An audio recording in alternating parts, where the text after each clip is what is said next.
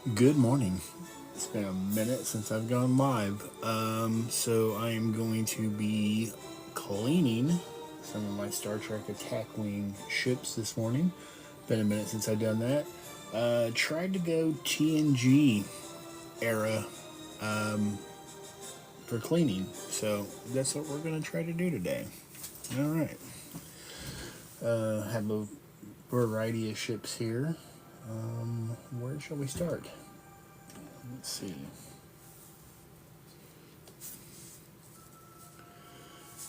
Well, we start with the Enterprise D. I'm doing just cleaning the bases. There's an identifier on these ships for the most part for attack wing. I'm going to clean those off as well. And I know this will be inverted, but this is basically it's a abbreviated data sheet for the ships.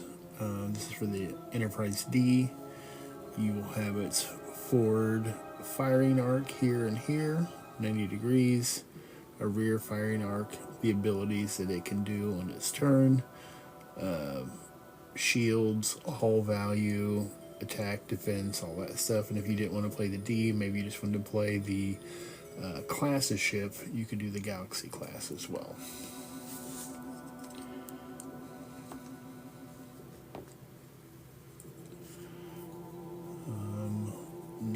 Was never really a miniatures person. Don't really have the ability or patience to paint miniatures, but my best friend got me into this game because he knew I was in Star Trek. He was a huge gamer, and all of these miniatures are painted for you. So, being a Star Trek nerd, and he's pretty much like my drug dealer. To get me into games, he would buy me things for the games. So he got me the starter set for Attack Wing, and that was all she wrote. We played pretty heavily there for a while. And then there's the D, all cleaned up, the underbelly, the cells. So not a bad paint job, not bad detail on the ships themselves. Pretty nice, actually. And you see this more has the Federation details there. The paint job, I should say. Snaps back on its base. We'll put that fella over there. Then I think we will clean the USS Venture, which is also a Galaxy class ship. Clean off the base. See here it is the USS Venture.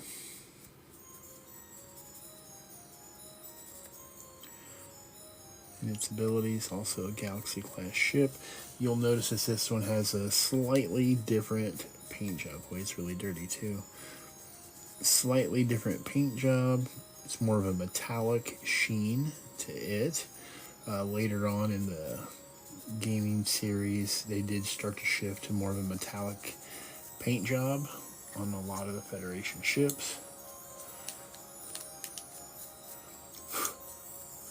But this one is just all kinds of filthy. I should have got some water too. But these all sit on a display case on my wall in my bedroom. I don't really play anymore. My girlfriend and I played not too long ago because she wanted to know what all the hype was about. I don't even think the game is still active anymore. They have a new Star Trek game that can use these miniatures, which I'm really interested in, but I haven't bought yet. I like it when you can repurpose something you spent hundreds of dollars on for a new type of game. Alright, and then there is the USS Venture with its metallic paint job. Different than that Federation blue-gray that you saw on the Enterprise D that I had just done prior to this. I do like the differences. I do like the metallic sheen. I feel like the blue gray is probably a closer approximation of what the vessels look like on the TV show, but I'm not mad about the metallic either. Put that right over there. All right, let's pull up a little rando here. This is a first season ship. This is the Sakharov. It was the shuttlecraft that was used, I believe, in the Coming of Age first season episode where Wesley applies for the academy and doesn't get accepted, and I believe the fellow's name is Jake, who steals the Sakharov and bounces off the planet's atmosphere. Kind of a lot different than what we got later on for shuttlecrafts, but very streamlined, very cool, no angles really. Beautiful shuttlecraft. And in the game, you can actually have people, some of your characters, get on a shuttlecraft and leave the game as a secondary vehicle for combat and so on and so forth. Don't know that I ever played with the Sakharov. Even when I was playing the game, it was more of a collector thing for me. Like, oh, that's cool. I can get all these neat Star Trek ships. And they were running about $10, $12 a pop for fully painted miniatures. So I couldn't complain about that. I actually loved it. And the fact that I found like a little display case at a Goodwill, of all places, to display them all. So, love it. And that was the Sakharov. That wasn't very hard to clean at all.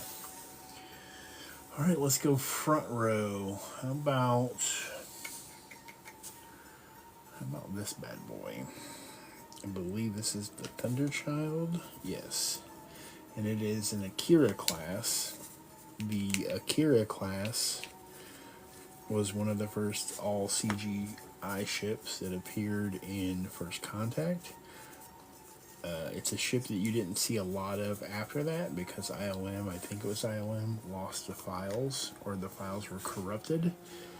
So we didn't see the Steamrunner class or the Akira class again, either ever or for a long while, because of that.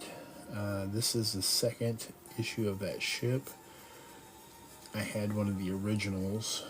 It was that gray-blue color for the Federation. But this is more of the metallic sheen here. In the last year or so, I really realized that I like starships that have the underslung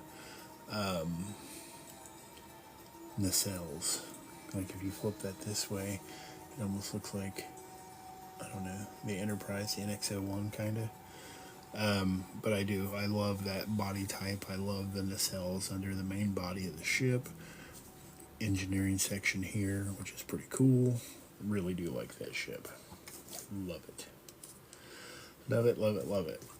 How about we do Captain Picard's first ship, the USS Stargazer, Constellation class.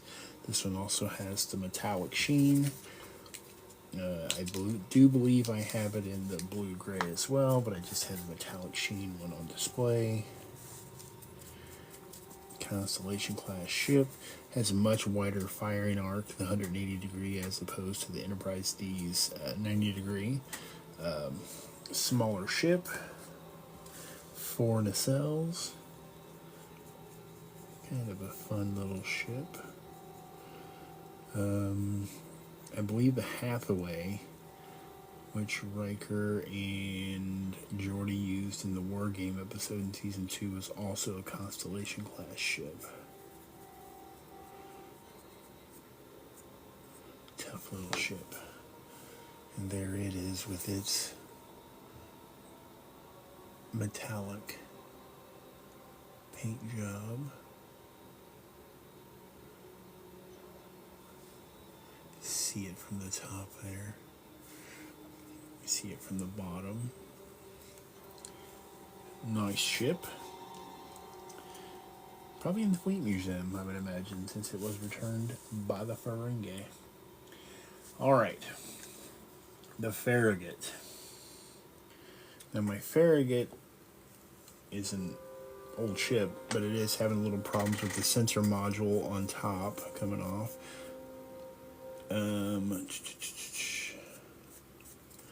Actually, this says this one is the Sutherland, not the Farragut. Okay. Probably because it does have the sensor pod, and it is a Nebula class ship. And there's that sensor pod there on the top. I noticed when I took it down today that the sensor pod had kind of snapped off a little bit. It made me sad. I've had some of these before where the nacelles have come off.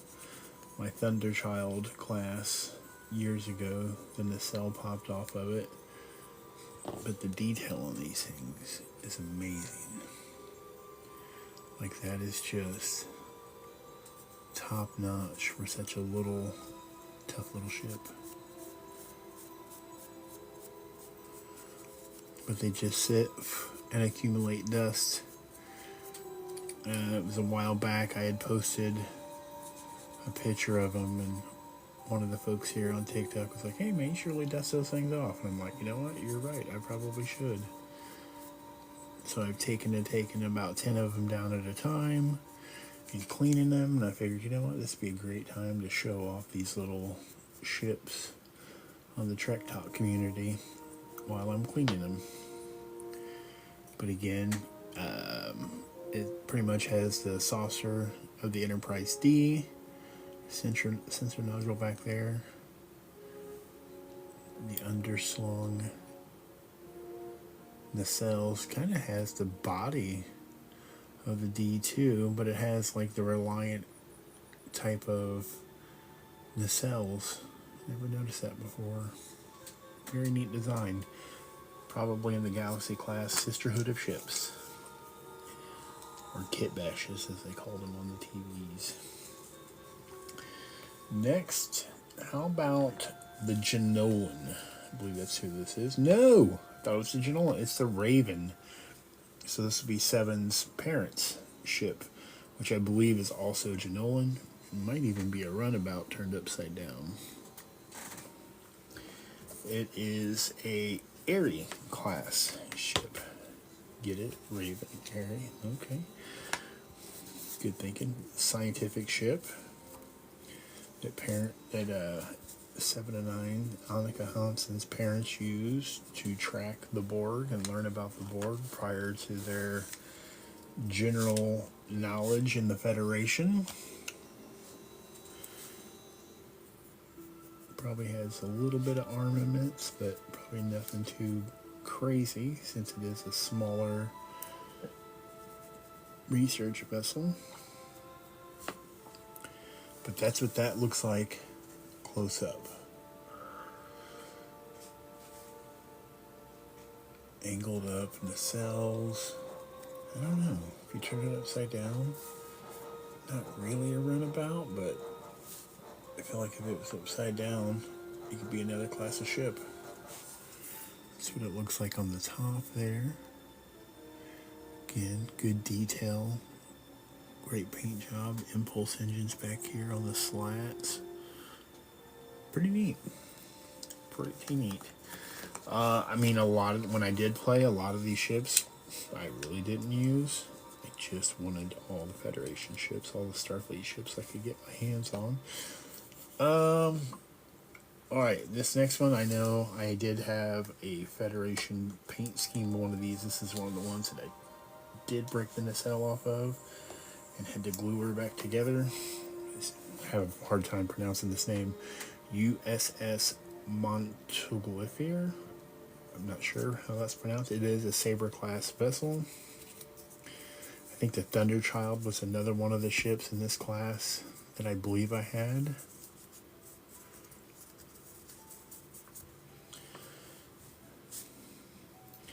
It was one of the CGI created ships by LucasArts, and was used in First Contact, and I believe those are the files that were corrupted, and that's why we never saw them again, or we didn't see them until much later when they could be reconstructed, but I don't recall seeing them in any other films. I believe this is the ship that's used in the Star Trek Starfleet Corps of Engineers books. I think it's a Saber class. I feel like it is. Sonia Gomez from TNG as the initial first officer of the all engineering team. Kind of a unique design because it kind of has the saucer section, and then you have a secondary hull which is integrated into it, but then the nacelles are attached to the outlying parts of the saucer section. So not something you see a lot on Federation ships, so it's kind of interesting. Makes one wonder where in the heck engineering is. One would think the secondary hull, but it could be somewhere up in the primary hull or the saucer. Good detail on it. Nice color. Neat looking little ship. Yeah, not little, but neat looking ship anyway. But yes, I try to clean these a little more often than I have been doing, but how about the fighter squadrons? So this is the Federation Attack Squadron. I think the first time we saw these was in the Best of Both Worlds Part 2 around Jupiter or Saturn, the three little ships that go in to attack the Borg cube as it's making its way to Earth, and they literally do not stand a chance. Basically, this is for planetary defense. So it's a grouping of 3 attack ships, little fighter ships. And as you can imagine, they don't have the attack or defense that any of these bigger ships have. But there's something to be said for having little attack ships in Star Trek, something you don't really think of as these little fighter pilots. It's kind of neat. One would think like a Will Riker, Tom Paris would be somebody who would be good probably at flying those types of ships, because they're supposed to be like the ace pilots of the Star Trek universe. And it's like, well, aren't all these ships automated? Like, how's one going to be an ace pilot in a primarily automated vessel? Well, I think these attack vessels and shuttles might be why. And last on our clean list is none other than the Sovereign class Enterprise E. Today we opted to do the one that has the Federation gray blue paint scheme, and just what a huge difference from the Enterprise D. The Enterprise D was created for a 4:3 aspect ratio on TV. Not that I didn't love the Enterprise D, but when we got it in Generations, you just saw how boxy and squat that ship was. So as much as I hated to see it go, when we got to Enterprise E, it was made for widescreen. It is sleeker. Front to back, it's a lot more narrow, stretched out, which is amazing. That is built for widescreen theater. Pretty good paint job. You see the shuttlecraft back here on the primary hull. The nacelles are pretty sharp looking.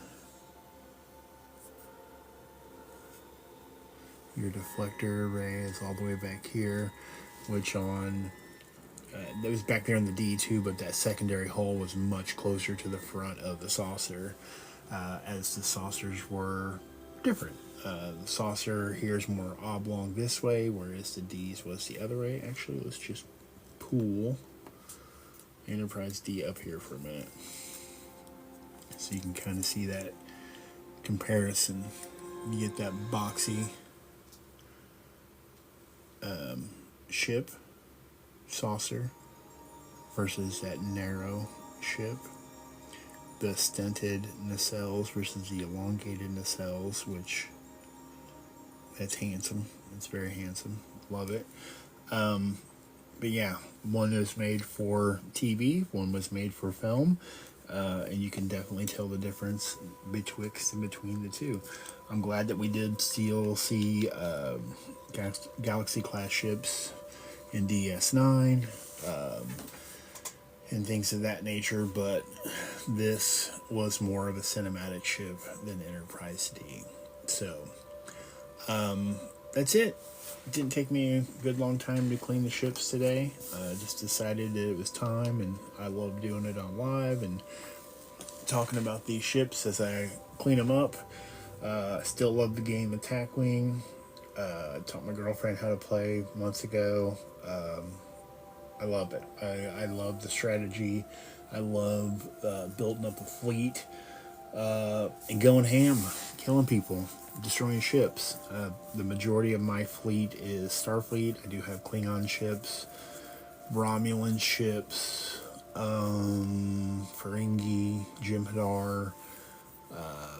One of my Federation ships is actually a Jem'Hadar ship, the Robinson, that Cisco commandeered in Deep Space Nine. So I proudly display these because, again, I love Star Trek. You can kind of see behind us here one of my library shelves that I have going on. My phaser, Captain Cisco is my favorite captain.